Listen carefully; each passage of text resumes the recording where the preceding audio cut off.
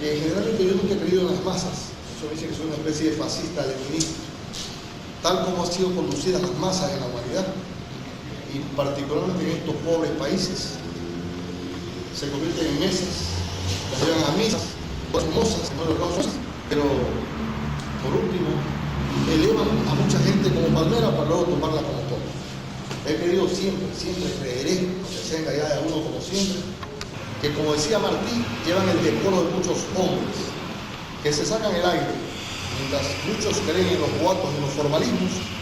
Esa gente es la que hace la historia. Porque cada acción, cada pensamiento, hasta la forma de caminar, es parte de una aptitud y de una adaptación para la forma. Decía esto porque hace un instante recordaba yo que Gorosabel, en una de las dictaduras de este país, ahora ya no necesita dictaduras, sino dictaduras blandas, no necesitan represiones armadas, porque ya les ha bajado el cerebro a muchas de las masas. Él sostenía que Alfaro, se me escucha perfectamente, sostenía que Alfaro es teoría y acción revolucionaria consecuentes. Yo que algo he leído, algo he viajado, y que como diría Montalvo, de alguna manera he sufrido algo del destierro, del encierro, y he visto mucho entierro, me nutrí de muchas aventuras y desventuras, y no atisbaba a entender ese pensamiento de Gorosabel que parecía muy sencillo. Alfaro, teoría y acción revolucionaria consecuente. Yo veía a Alfaro como un montonero, un individuo que con un grupo de manavistas y unos guayacos y negros esmeraldeños macheteando, se insurreccionaron, tomaron el poder, luego fracasaron, y se los recuerda como aquí se recuerda a veces en nuestro santoral proletario oculto a una serie de gente. Pero ¿qué ocurre? Que va pasando el tiempo y se va macerando un poco el tiempo. Ya leo más, ya observo más que leer, empiezo a observar. Y me doy cuenta que este hombre, que no tenía unos 60 metros de altura, realmente es una figura no solamente singular en Manaví, es la figura más extraordinaria del Ecuador de todos los tiempos. Es una figura especialísima en América. De los pocos pensadores de América, como decía Martí, prefiero ser, de la gente de creación, de la poca gente de creación en América. Somos muy creyentes. Yo sostengo muchas veces, yo no creo, yo sí creo. La gente es rezadora, pero poco dado a la creatividad. Alfaro, por su estilo, por su estirpe, por un montón de elementos que los historiadores, mucho más que yo, conocen, ha llegado a constituirse en el ícono de momentos únicos de este país. Tal es así que lo que no ha hecho Alfaro no se ha hecho hasta ahora. Lo que él dejó pendiente está trunco hasta este momento. Habrá algunas realizaciones y esperemos que los procesos maduren para hacer el balance. Pero esta figura singular realmente no solamente era el montonero o el general de las derrotas, sino que cuando uno empieza ya a hurgar en serio, se encuentra con que, como sostiene por ejemplo Pepe Arteaga, por lo menos hay 9 obras de Alfaro, hay mucho más, pero 9 están pensadas. Hay más de 1200 páginas producidas, y yo cómo empiezo a aprender. Cuando veo, por ejemplo, esas facetas increíbles de Alfaro a través de Lumar Iglesias, empiezo a darme cuenta que no solamente es el hombre tirapiedra o machete en mano o con el sable, sino el ser que personalmente redactaba sus discursos, elaboraba informes.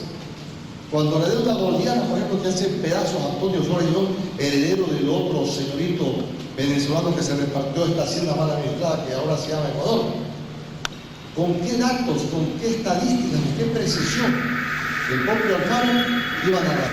Estoy intentando, que es muy difícil hablar de un personaje solamente de vidas y contadas después de 50, 60 años.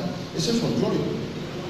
Pero realmente, si uno quiere por lo menos internalizarse en uno, el pensamiento, la acción de alguien, tiene que tener su producción teórica.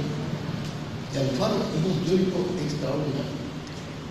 Cuando uno ve cualquier decreto de la visión, la ambición, la mordiente, capta que no es de casualidad que él rompe las mentalidades que hasta ahora existen aquí en Puerto Rico, en Guayaquil, en Quito, e incluso en la Europa que yo digo que adoro. La mujer, difícil que pueda divorciarse. El separar la iglesia del Estado, y tomando en cuenta que había un González Suárez, que era un genio extraordinario, cómo lo destrozaba, cómo decía que era como una lepra, una carcoma terrible el ser laico. Cómo Alfaro logra romper ese tipo de mentalidad. Y estoy seguro que con una minoría, porque ese pensamiento hasta ahora no es mayoritario. Somos laicos, revolucionarios y progresistas, de los dientes para afuera. Pero toda nuestra acción, nuestro sentir, nuestro actuar, realmente pertenece a cómo nos han formado. Alguien sostiene, nos casaron con la mentira y nos obligaron a vivir con ella.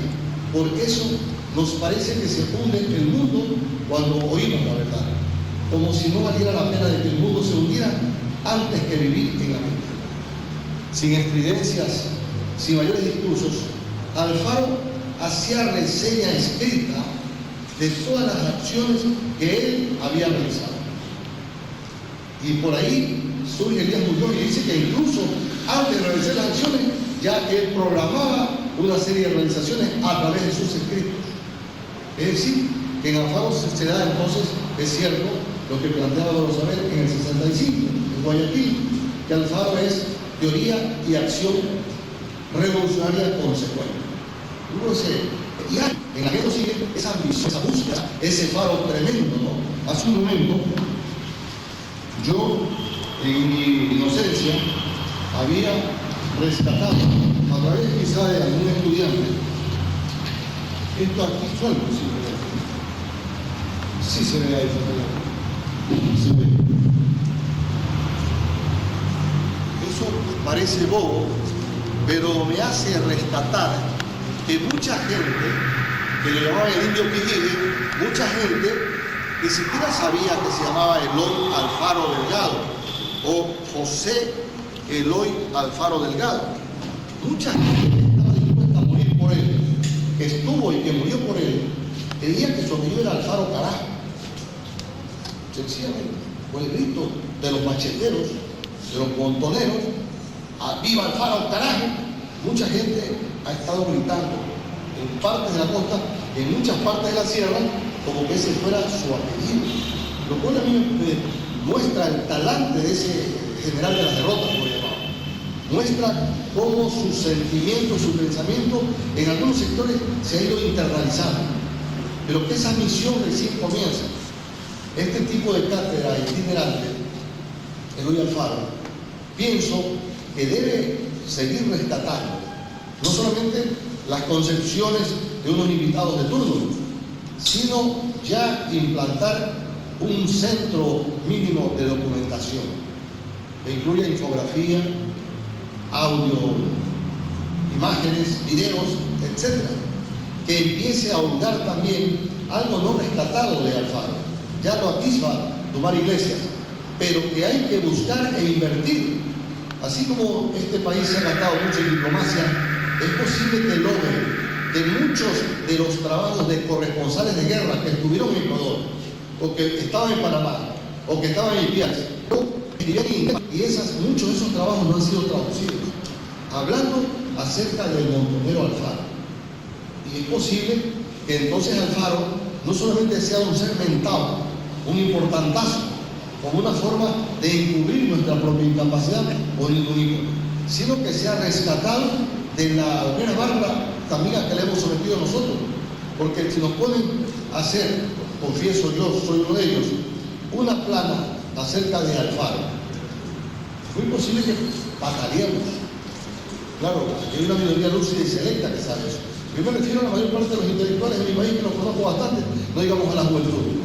Pero en cambio, si a nosotros nos ponían, cuando decíamos que éramos activistas sociales, a hacer algún planteamiento acerca de Lenin, o Sverdlov, o Kamenev, o Zinoviev, o Bukharin, o Trotsky, o cuantos de nuestros santos proletarios, nosotros nos lucíamos y nos seguimos luciendo hablando del 81 cumpleaños de Fidel, pero realmente no tenemos en los pensamientos de nuestra gente que ha peleado y que ha sido silenciada. Porque la fuerza de la costumbre, más que el llamado clero, la propia mediocridad de uno, la La razón de la sinrazón es lo que ha caracterizado a estos pueblos y hace que las pocas personas que sientan en sus talones, como decía el Che, el costillar del occidente, poco a poco se vaya apagando y sienta que está realmente sola. Y entonces después Alfaro será un gran recuerdo nada más.